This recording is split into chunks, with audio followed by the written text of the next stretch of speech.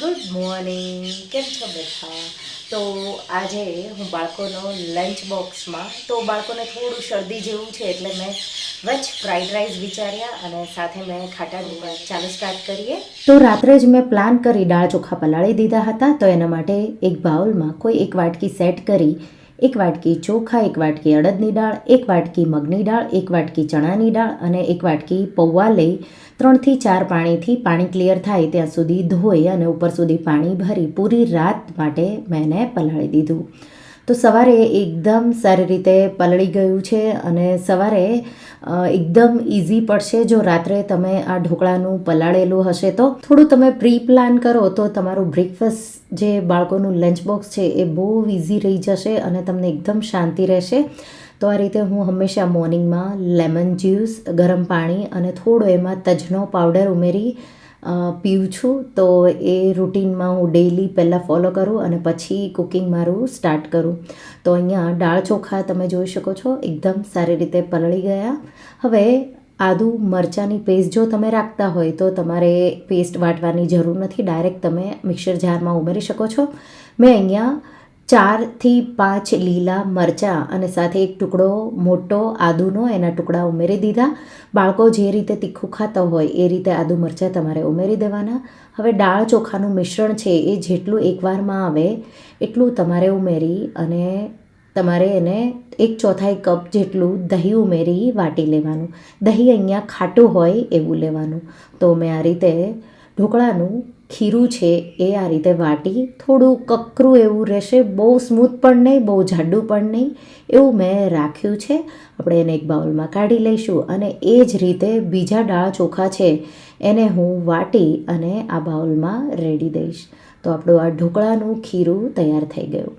હવે આપણે એમાં 1/4 ટીસ્પૂન જેટલી હળદર, 1/2 ટીસ્પૂન હિંગ અને 2 ટીસ્પૂનથી થોડું ઉપર મીઠું કે પછી સ્વાદ પ્રમાણે, દહીં ખાટું હોય તો 1 ટીસ્પૂન જેટલી દળેલી ખાંડ ઉમેરી દેવાની.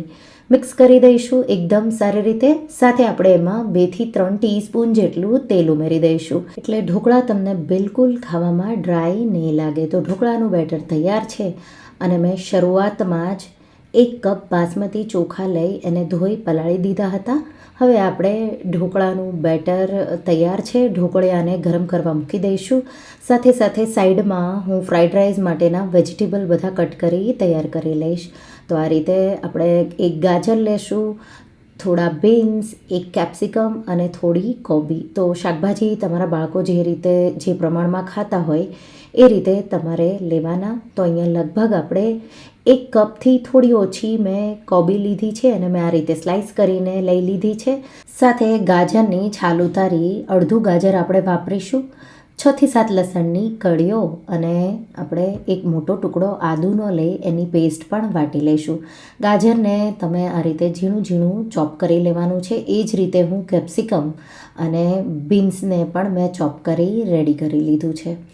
સાથે આપણે ભાતને હવે જે ચોખા પલાળેલા છે એને બાફવા મૂકી દઈશું. 4 કપ જેટલું પાણી, ઢોકળિયામાં પણ પાણી મેં ગરમ કરવા મૂકી દીધું છે અને ચોખામાં આપણે 1 ટીસ્પૂનથી થોડું ઉપર મીઠું, થોડું તેલ અને પલાળેલા જે ચોખા છે એ નિતારી આ રીતે ઉમેરી 7 થી 8 મિનિટ હું એને બીજા ગેસ પર મૂકી દઈશ.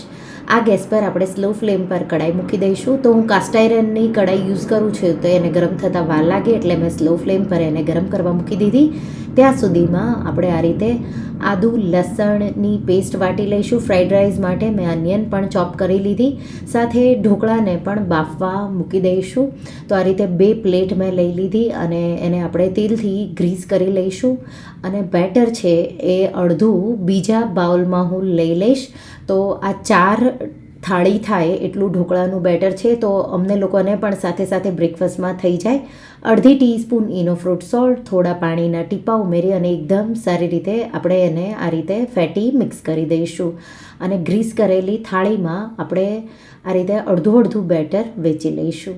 તો આ રીતે મેં દહીં જ્યારે બીજી વાર વાટ્યું ત્યારે પણ વાપર્યું હતું. માત્ર આદુ મરચાં તમારે પહેલી વાર જ વાપરવાના છે.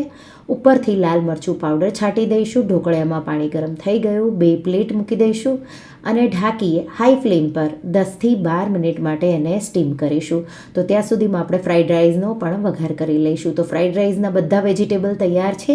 1 ટેબલ સ્પૂન જેટલું તેલ અને એમાં આપણે 1 ડુંગળી ઝીણી કટ કરેલી, સાથે આપણે આદુ લસણની પેસ્ટ અને આપણે એને 2 મિનિટ જેવું એકદમ સારી રીતે હાઈ ફ્લેમ પર સાતળી લઈશું. આ રીતે 1 લીલું મરચું ઉમેરી દઈશું. બાળકો ખાવાના છે એટલે મેં લીલું મરચું આ રીતે કટ કરી ઉમેર્યું છે. સાથે ચોપ કરેલા ગાજર અને બીન્સ એ પહેલાં આપણે ઉમેરશું. એને થોડું થતાં વાર લાગશે, તો ગાજર અને બીન્સ ઉમેરી અને 2થી 3 મિનિટ જેવું થવા દેવાનું છે. 2થી 3 મિનિટ જેવું થશે એટલે ગાજર અને બીન્સ થોડા સોફ્ટ થઈ જશે. હવે કોબી અને કેપ્સિકમ જે ઝીણું ચોપ કરીને રાખ્યું છે એ ઉમેરી દઈશું અને પાછું આપણે એને 2 મિનિટ જેવું હાઈ ફ્લેમ પર થવા દઈશું. મિક્સ કરી અને આપણે એને 2 મિનિટ જેવું સાતળી લઈશું. રાઈસ છે એ ત્યાં સુધીમાં થઈ ગયા. હું એને ચારણીમાં કાઢી થોડું ઠંડુ પાણી રેડી દઈશ. સાથે આપણે અહીંયા 1 ટેબલ સ્પૂન જેટલો લાઇટ સોયા સોસ, સાથે આપણે 1 ટીસ્પૂન શેઝવાન ચટણી ઉમેરી દઈશું. તો બાળકો કેટલું તીખું ખાય એ રીતે મિક્સ કરી દઈશું. અને ચોખા છે એ તમે જોઈ શકો છો, આ રીતે મેં એકદમ પાણી નિતારી દીધું અને આ રીતે એકદમ સારી રીતે સતળાઈ જાય એટલે આપણે રાઈસ છે તો એને આપણે 8 મિનિટ જેવા કૂક કરીશું. એટલે આ રીતે છૂટા છૂટા જ બફાશે અને પછી ચારણીમાં કાઢી થોડું ઠંડુ પાણી છાંટી દેવાનું એટલે છૂટા છૂટા રાઈસ તમારા રહેશે. સાથે આપણે એમાં મીઠું ઉમેરી દઈશું અને મરી પાવડર, મીઠું સ્વાદ પ્રમાણે 1/2 ટીસ્પૂન જેટલો મરી પાવડર એકદમ સારી રીતે મિક્સ કરી અને 2 મિનિટ જેવું સાતળી લઈશું. ગેસની આંચ બંધ કરીશું. રાઈસ તૈયાર છે. ઢોકળા પણ તૈયાર થઈ ગયા બીજા ગેસ પર. તો હવે આપણે જલ્દી બાળકોનો લંચ બોક્સ ભરી દઈશું. તો અહીંયા આ ઢોકળાનો વઘાર નથી હોતો એટલે આપણે આ રીતે કાચું શીંગ તેલ લગાવી દઈશું. અને તમે લસણની ચટણી પણ બાળકોને આપી શકો છો સાથે, પણ સ્કૂલમાં હું બાળકોને લસણની ચટણી નથી આપતી. એ લોકોને ઉપર માત્ર હું થોડું કાચું તેલ છે એ ઢોકળા પર ડબ્બામાં ભરું ત્યારે છાંટી દઉં એટલે એ પણ બહુ ટેસ્ટી એવું લાગે છે. તો ઢોકળા મેં કટ કરી લીધા. 2 બાળકોના હવે લંચ બોક્સ ભરી લઈશ. તો આજે નીવને ઢોકળા લઈ જવાનો મૂડ હતો એટલે સાથે સાથે ઢોકળા, ફ્રૂટમાં હું આજે એપલ આપી રહી છું અને મેઇન બ્રેક માટે મેં ફ્રાઈડ રાઈસ બનાવ્યા છે. સાથે સાથે હું ને મારા હસબન્ડ બે આજે ઢોકળા અને સાથે ચા. તો લસણની ચટણી આજે હું નથી બનાવી રહી. આ ઢોકળા સાથે લસણની ચટણી બહુ જ સારી એવી લાગે છે. અને હા, આ માત્ર બાળકોનો જ લંચ બોક્સ નથી. તમે જોબ પર જતા હોય કે તમારા હસબન્ડ માટે તમે આ રીતે આઈડિયા લઈ અને લંચ બોક્સ આ રીતે બનાવી શકો છો. તો એવરી ટાઈમ જરૂરી નથી કે રોટી સબ્જી કે પરાઠા જ હોય. ક્યારેક તમે આ રીતે આવો અલગ પણ લંચ બોક્સ બનાવી શકો છો. અને બાળકો જ્યારે ઘરે આવે ત્યારે રોટી સબ્જી કે પછી દાલ રાઈસ હું બનાવતી હોઉં છું. ફ્રાઈડ રાઈસ મેં થોડા વધારે આ રીતે લંચ બોક્સમાં ભર્યા છે તો બાળકો શેર કરી શકે. તમે તમારા બાળકોને શું શું લંચ બોક્સમાં આપો છો? અને હા, મને ઘણા લોકોએ પૂછ્યું હું ક્યાં રહું છું. તો હું પુણે મહારાષ્ટ્રમાં રહું છું અને મને ઘણો આનંદ થયો કે તમે બધા મને અલગ અલગ સિટી અને અલગ અલગ કન્ટ્રીમાંથી જોઈ રહ્યા છો. Thank you for watching. આવજો.